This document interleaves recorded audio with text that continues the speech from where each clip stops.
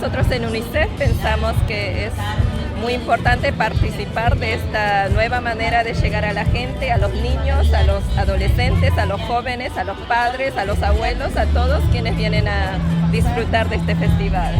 Me invitaron a conducir un bloque donde bandas se presentan acá en Quinta Normal y por supuesto entregar un mensaje que hoy UNICEF quiere regalar a todos los asistentes, que es la importancia del aprendizaje en los niños, un derecho fundamental y que por supuesto hoy queremos manifestar.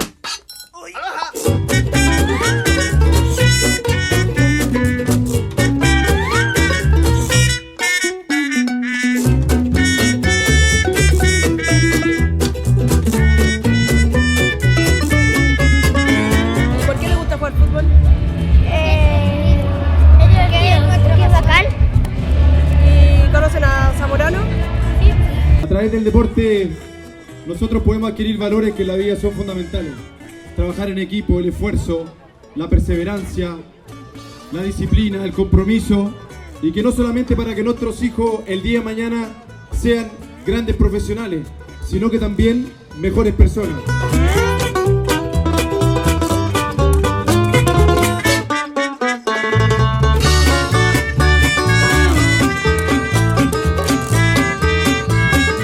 Debemos entender que los niños tienen diversidad de talentos y ser capaces de cultivar y alentar esos talentos dentro de nuestras diferentes realidades y recursos.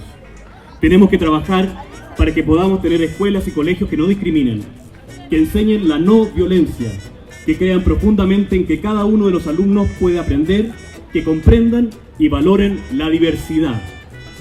Bueno, este año estamos muy contentos de estar acá en FIS, de estar como parte de la organización, de poder llegar a la gente en este marco espectacular y poder concientizar, poder involucrar y entender de que la causa de los niños es prioritaria en la agenda. Así que felices, aparte de disfrutar un evento así, en familia, creo que es el mejor lugar para difundir los derechos de los niños.